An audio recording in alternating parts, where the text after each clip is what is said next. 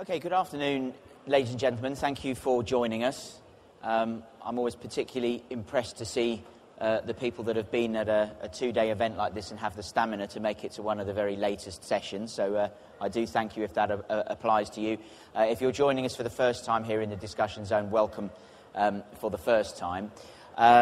Those of you who've not heard from me before, I represent the organising company EMAP, and I'm part of the team that delivers the Bett Education Technology Expo in London. I know many of you are, or some of you here are regular visitors to that.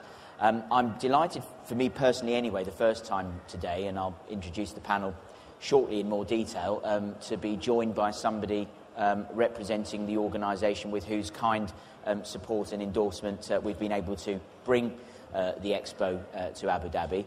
I've mentioned in previous sessions that we are here at the invitation of ADEC, the Abu Dhabi Education Council, and one of their people joins me today, and I'll be making introductions in just a moment. Now, as I did with the previous session I moderated, I want to make clear I pretend no special expertise in the subject matter. I'm here as a timekeeper, and I hope to stimulate any questions or comments that we may have from the floor as people begin to join us. And on that note, particularly because we have at the moment a fairly compact group in the audience, do please feel free if you want to ask any questions, make any comments, challenge anything that you hear. If you raise your hand, my colleagues at the back of the room are looking out for that. They will come round with a wireless microphone. They will ask you to identify yourselves by your name and your organisation, and we'll be looking for you to chip in real time rather than I put you on the spot at the end of the session. I mentioned that we're here at the invitation of ADEC, and the series of panel discussions that we've hosted in the room today. The themes that we chose did not come out of nowhere. We consulted with our friends at ADEC and some of our other knowledge partners, one of which is CFBT, also represented on this afternoon's panel. And we asked what should be the themes of the discussions that we have today. And certainly many of them have been technology specific. But in terms of the kinds of learners and teachers that we've been talking about, it's been quite general. We were advised to make part of our programme a session that focuses particularly on learners with special educational needs of various kinds. And with this in mind, I'm delighted to be joined by three people whose daily work this is. I am going to ask each of them to introduce themselves in turn, and they will be telling you a little bit about the organisation they represent, a bit about the work that they do, and really thinking about assistive technology, ICT solutions, and how far, in their experience, these are currently being deployed here in the UAE or more widely in the Middle East to enrich the teaching and learning when it comes to learners with special educational needs. So the first person I'll introduce is Adam Hughes from ADEC. That's correct. Thanks, Joe.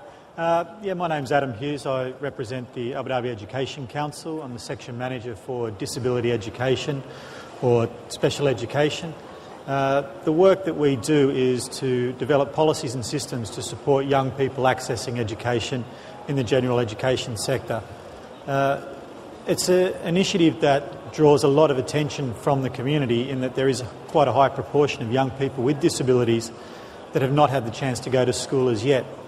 Through the work of the Council in the development of policies and systems, we've been able to promote an education system where we're providing opportunities for all children to succeed. And in order to do that, we need to bring together not just teaching practices and good pedagogy, but we also need to access the most up-to-date technology and classroom resources that are available to schools. Over the past couple of years, ADEC has released several $1 million worth of technology into schools to support young people with visual impairments, hearing impairments, physical disabilities. So our focus is on providing an educational environment that can support people with disabilities and give them every opportunity to succeed. And that work can only be done in partnership with organisations such as CFBT and other providers that are working with us to enhance that provision in schools. Very good. And we're also joined by Nancy Fahmy from the CFBT Education Trust. Welcome. Good afternoon. Assalamu alaikum. I work with Adam, actually, and CFBT, which is the Center for British Teachers. We currently work in 36 of the schools in the Emirates, and we work to help put some of Adam and Abu Dhabi Education Council's agenda into a more operational place in the schools. We work to push the agenda for inclusion, as well as work with some of the teachers to help differentiate and put different types of pedagogy to include some of the technology and some of the best practice for our special needs students. Likewise, we work along with the council to help the teachers learn how to access some of those resources in putting some of the systems into place in the schools. Okay, thank you, Nancy. And we'll also welcome the first of our panellists not coming from just down the road here in Abu Dhabi. David Baines joins us from Qatar, from MADA. Hi, nice to meet everybody. I'm David. I'm Deputy Director of the MADA Centre, the Qatar Assistive Technology Centre, based in Doha within ICT Qatar.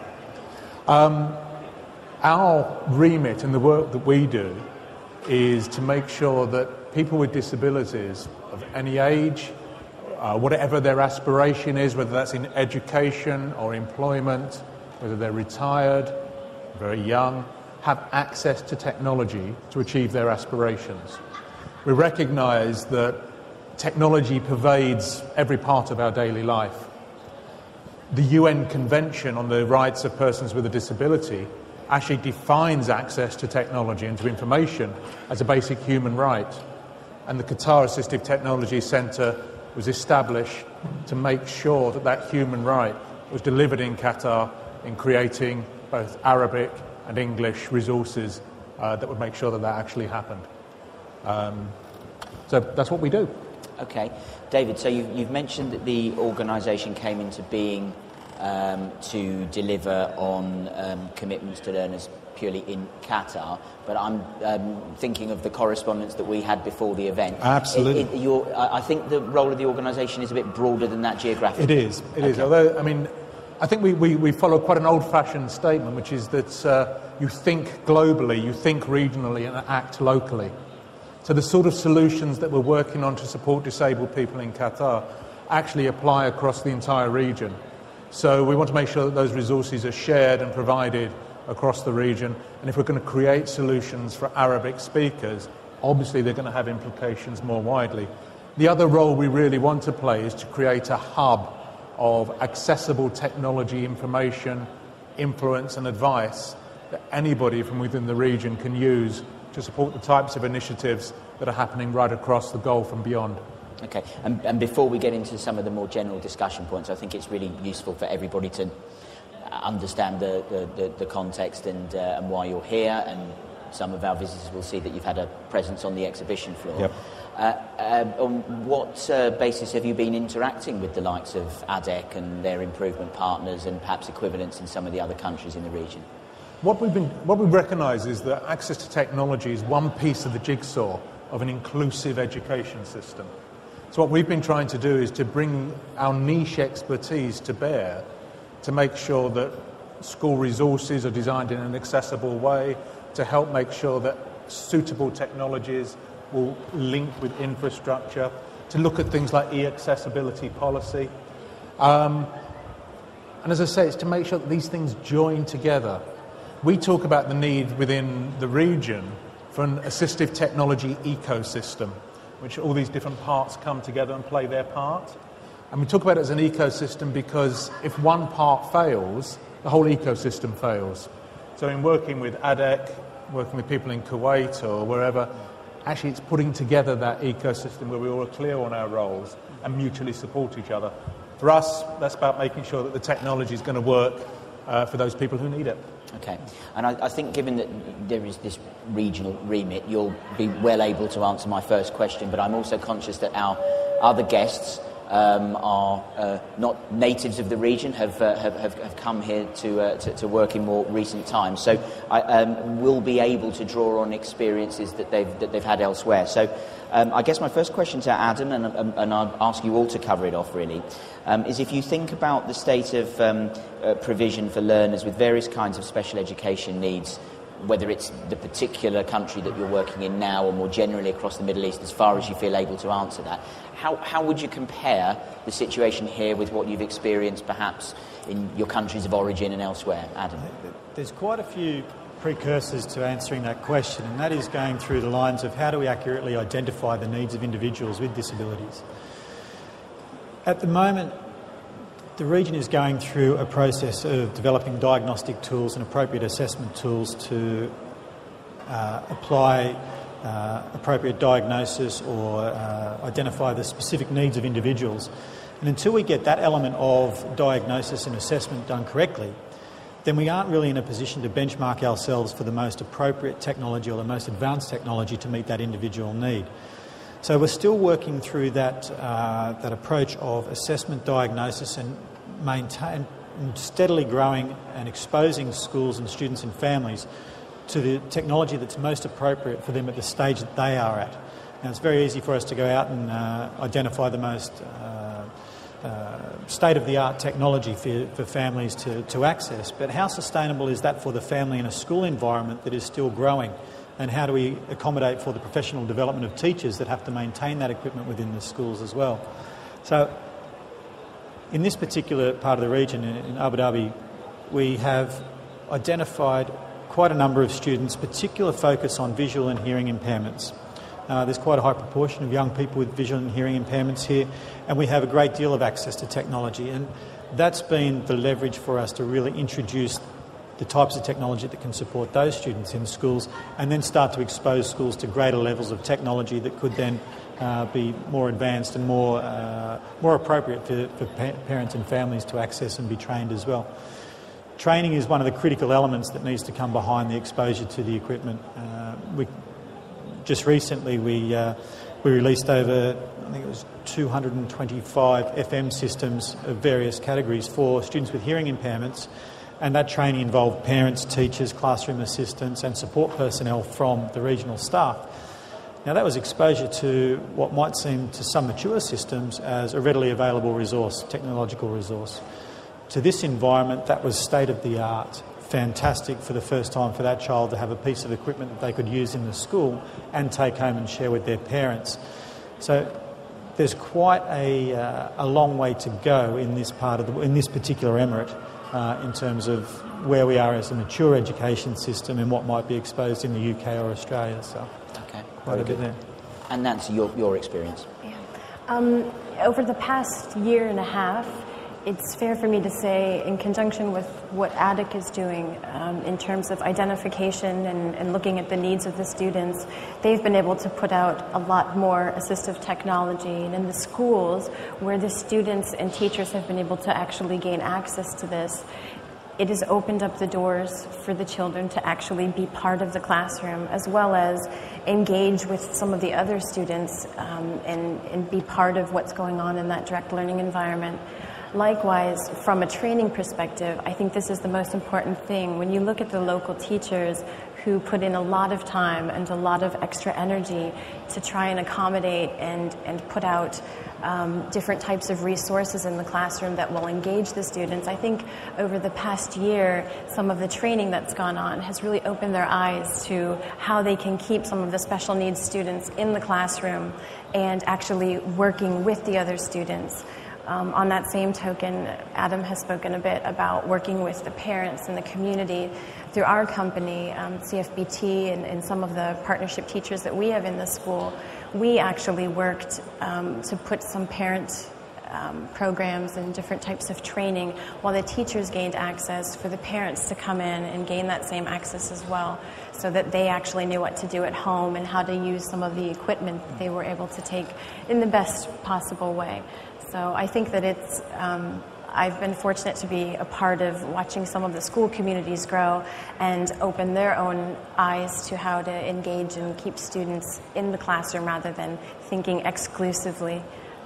So. Okay, and you mentioned that there's clearly a regional remit for the Qatar Assistive Technology Centre. So are you perhaps beginning to form a view, if you think of the countries of the region, how far there are differences between the provision generally of a quality education for learners with various kinds of special educational needs, and then perhaps more specifically about how effectively technology is being used if you look at one country and another. You needn't name specifically sort of laggards, but how far do you see variation across the region? I mean, I think in terms of the use of technology to access education for pupils with disability, there are three real priorities, and those are awareness, awareness, and awareness. Because I think the challenge we face across the region is that actually people aren't aware of the technologies that are available. The other thing which they then think is they think the technology is going to be very expensive and very difficult to use. And one of the things we need to make aware is actually we all have technologies to support people with disabilities built into our computers and mobile phones already. So why aren't we using them? Awareness, when we come into training and so on. So I think across the region we can see pockets of good practice where awareness exists.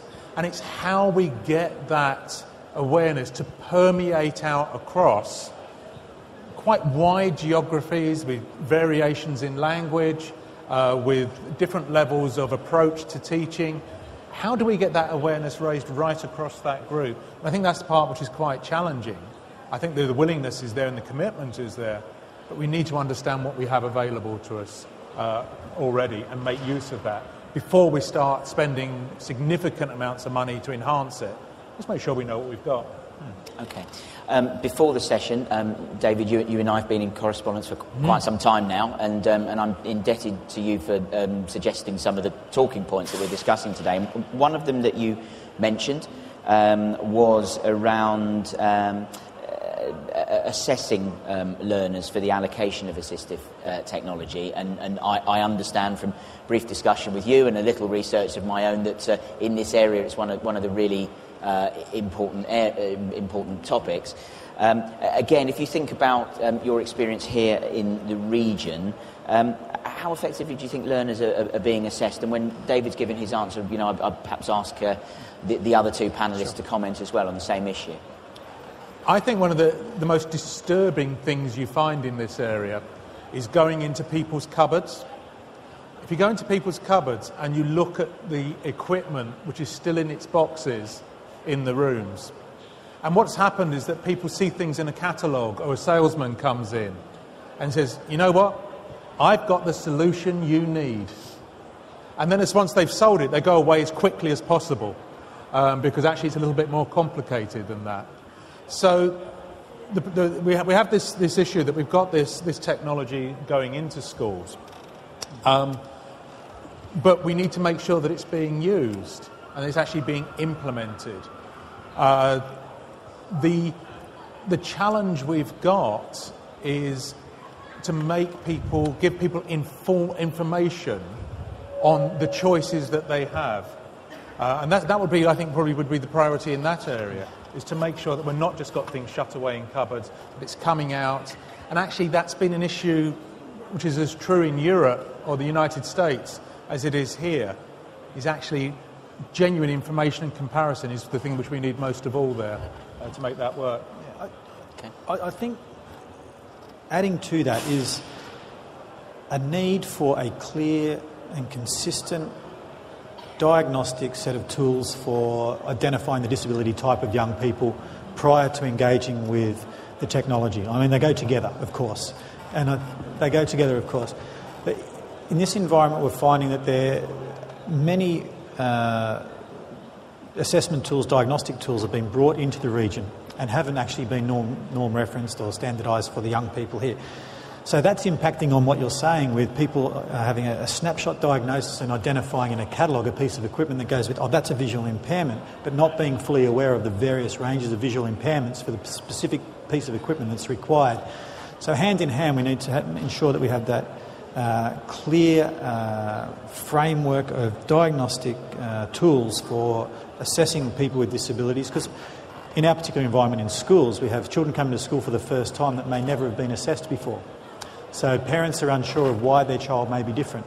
So in order to support them with technology, we need to ensure the parents have an understanding of what is the disability type, and then how can we provide that equipment to them. So it's not trying to disengage them from technology, it's trying to allow them to come to terms, be aware of the disability type of their young child, and also to become aware of what technology can be supported with them so they can work in harmony with that.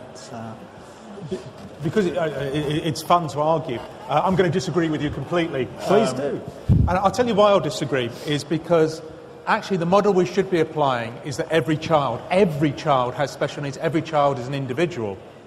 So the route we should be going is, rather than saying we need to diagnose their disability and apply, is to say that in using technology, the way in which your computer, your phone is set up should be individualised to you, whatever we want to define you as disabled or non-disabled. I think Microsoft did research a few years ago and they said that on a PC, 70% of all users are more effective and more efficient for customising their PC, using what was then called the accessibility options. So whether or not we're diagnosed as being visually impaired, whether or not we're diagnosed as being dyslexic, actually there are lots of these tools that benefit us. I'm slightly older than school age now, and as I get older, I find that some of the tools that I used to give kids with disabilities, secretly I start needing myself. I can't find the cursor on the screen as easily as I used to. My fingers hurt a bit more when I type. So some of the things that I did for kids with mild physical disabilities or mild visual impairment, I actually need myself. So actually, I don't think assessment is complicated, but it is about trying things out. Assessment for technology is about actually taking the technology, trying it, using it, evaluating it. I don't think it's a diagnostic issue, but I think it is a testing and trying issue. I agree with you that it should be trial. I'm trying to bring across that public awareness. You mentioned awareness as a key element.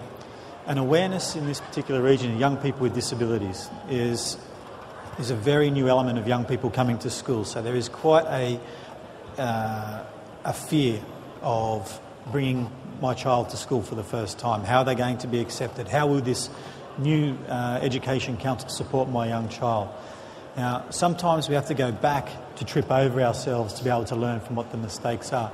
And I'm very conscious of where we are in building the education system here in this emirate, in that sometimes we need to be able to fall over and allow our partners to make those mistakes so they can see why we need to go to the next level of supporting them. Not saying that every child needs a diagnosis. It's supporting the parents to understand that there is an additional need, whether it, for example, let's use a child that has a visual impairment that is gifted and talented. Now there's an additional learning need at the other end of the spectrum.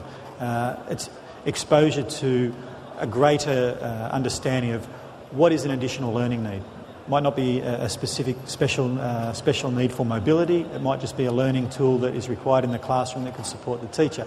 So I don't want to have an ongoing debate about diagnosis, non-diagnosis, but I just think I'm trying to put out there that it's more about making parents feel comfortable that they can come to school and be supported by a team of special needs advisors that can help them to understand what their child's needs are and then allow them to experience what is the technology that is available to them to support them. So I'm with you in that, and anytime.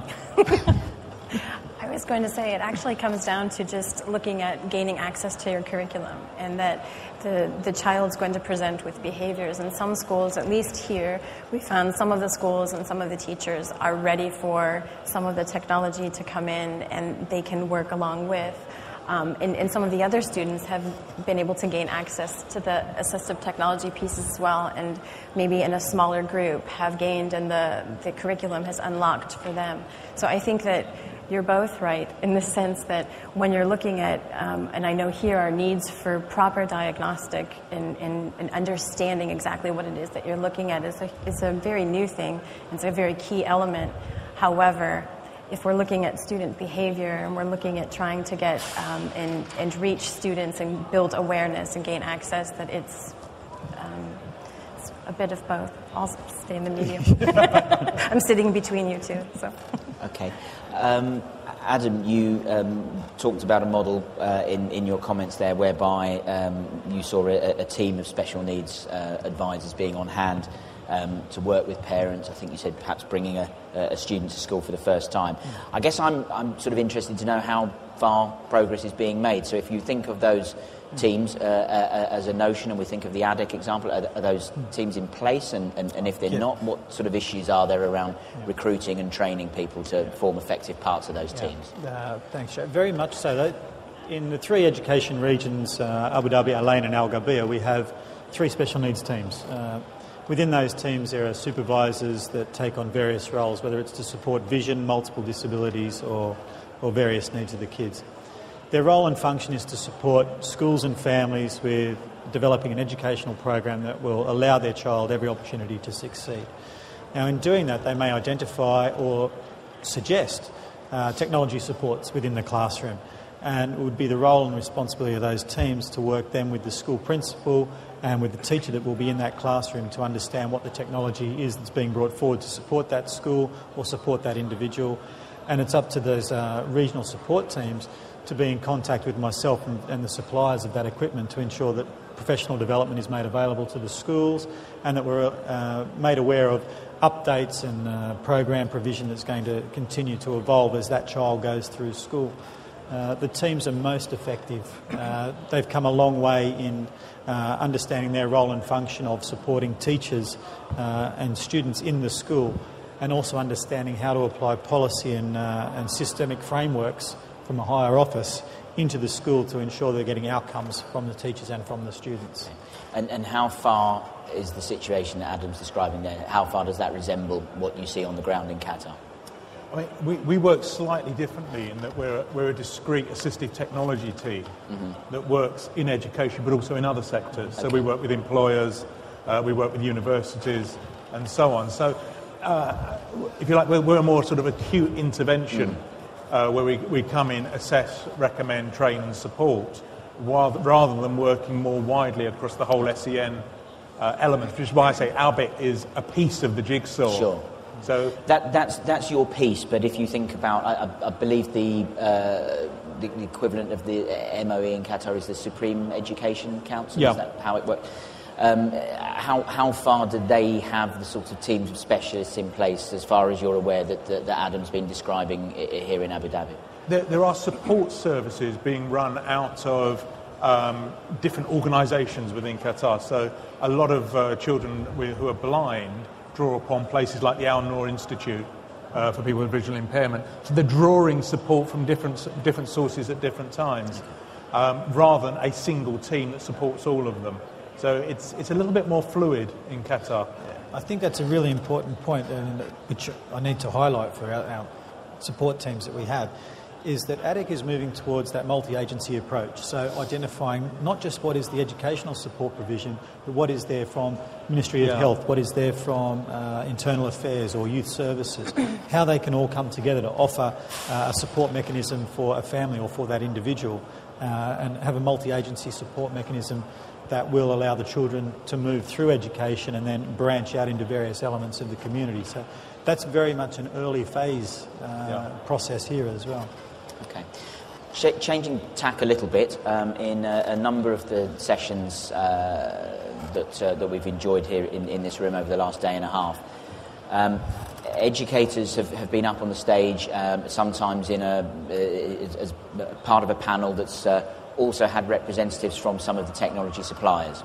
And more than once, somebody from an educator has challenged the suppliers about what sort of very low cost or free solutions are available, perhaps using an open source model and so on. And I think, again, when we first exchanged correspondence, your suggestion might be that we talk a little bit around free and open source solutions that are available for special needs educators in the Middle East. And I know while we were waiting for the audience to join us, there was sort of a discussion, I think, around resources specifically available in Arabic.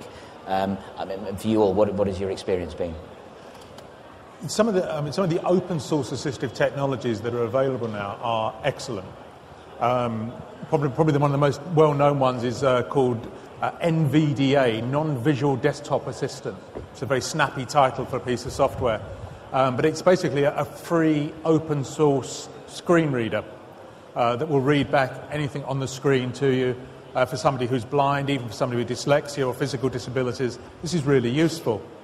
Now, the real power behind that is that's been written in the States.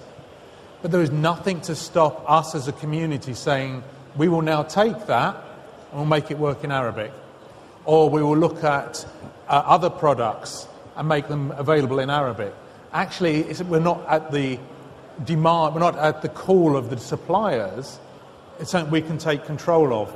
So both in terms of resources published under Creative Commons and open source assistive technologies, we have the capacity to take greater control over the development process, involving people with special needs in that development process and Arabic speakers in the development process.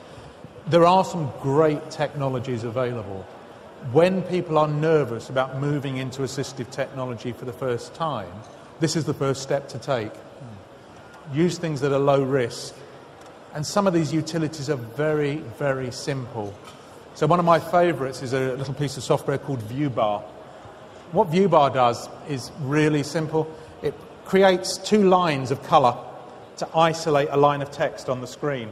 So above and below is blocked out and you read in a window down the middle.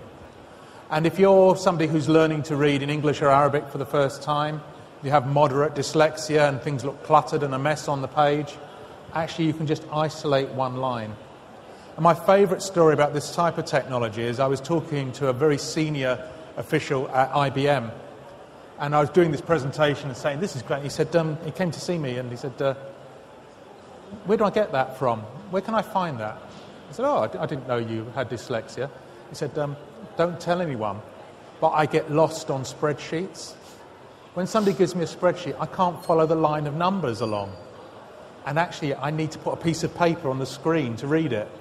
Because I thought, that's probably not good, considering I think you have like a £100 million budget that you're working with. That's probably not a good thing to be doing. But it was just this issue, actually, a simple, free solution made his job easier, and it was something that would work for somebody with dyslexia or learning disabilities. So open source is very powerful, and we should be using it more, and we should be coming together as a community in the region to build an open source community that can develop these things. Okay, who would drive that coming together and make it all happen? That's one of our aims, is to start connecting with people. It's one of the reasons we're here, is to say if this is something that you're interested in, let's talk about how we do it together. Okay, and Nancy, any exposure so far to really effective open source products that can work for you? We use in the schools, and we've been asking some of the teachers to try out and sample with the students just simple mind mapping type software that you can get for free trials, Inspiration, Kidspiration. It's been very effective in the secondary schools. The children really seem to like any mind mapping technology that can be used, and the teachers enjoy it because they can actually use it during class for all of the students. So that's probably one of the greater ones here. Have you come across Bubble.us? It's a free web-based mind mapping tool. And it's lovely. It does all the things that you might want to mind, but it does one other thing, which special needs kids aren't always allowed to do.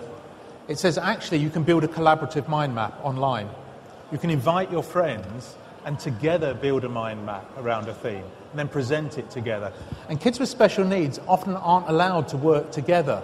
They're told, you work on this computer here by yourself, even if you're mixed in the class. So what we're getting as well through these type of tools is collaboration and group work and sharing, developing those skills. And the lovely thing about this, it's free. It's a free website. It's promoting a differentiated learning environment. Exactly. Okay.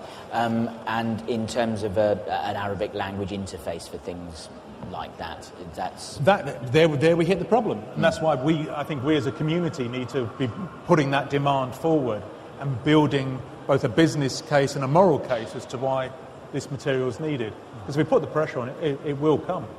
Okay. When you say put the pressure, that's put pressure on the developers of what are open source solutions, but you're also talking about commercial suppliers. With open source solutions, we need to take control of it and do it ourselves. Uh-huh. With commercial solutions, we need to make it clear the size of the market that they're missing out on. I think the bringing together of all of these companies here also exposes the speed at which the education system is evolving within the region.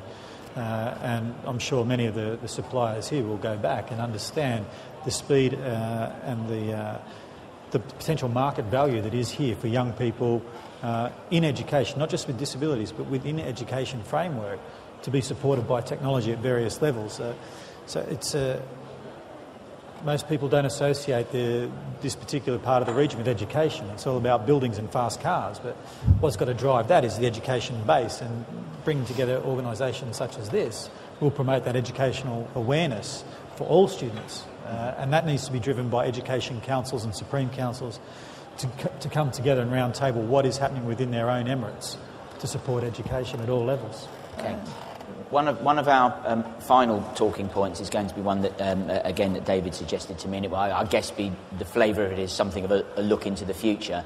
Before we do that, and we stay rooted in the here and now, I'm conscious that this session has been unusual in that nobody has raised their hand either to ask a question or make a comment. Is there anybody that would like to ask a question?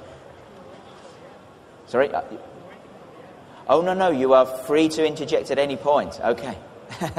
So there's a gentleman here, I think he'd like to weigh in with at least one question by the sound of it. 2 questions, wonderful.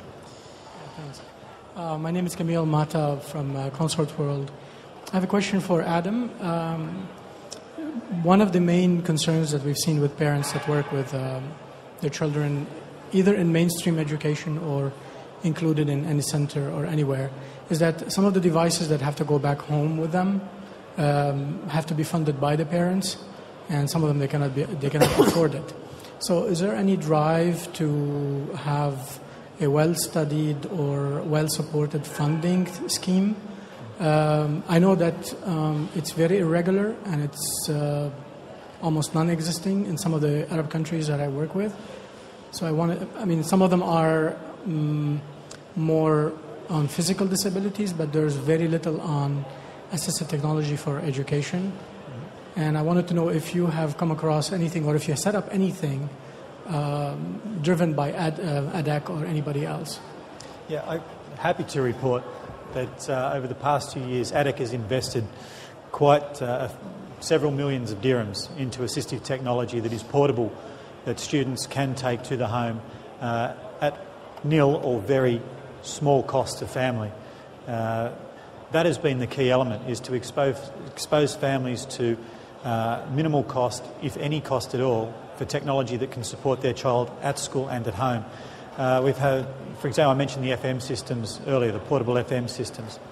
They're readily available for the student. They're assigned to the child, so the child can take that piece of equipment home to them. The parents can get used to using it and how that will work with the child in the home, and then the child is getting more practice and training so they can bring that back into the school. Portable visual aids that are lighter than laptops that can be taken home with the kids. So work has been done and has been completed and will continue to grow to expose students to portable technology that can be taken to the home at minimal cost, if any, to the parents. Yeah. Do you think this will move out of Abu Dhabi into other Emirates? I can only speak on behalf of the council. Because it could be easily contagious. It could be easy to arrange this, however, I do have one particular brief. But I do liaise, I must say, I do liaise with the other Emirates, and that's particularly done through the Ministry of Education. And people must be aware that we have the Ministry of Education in Dubai accountable for 7 Emirates, Abu Dhabi being the only Emirate that has an autonomous education council that provides 4.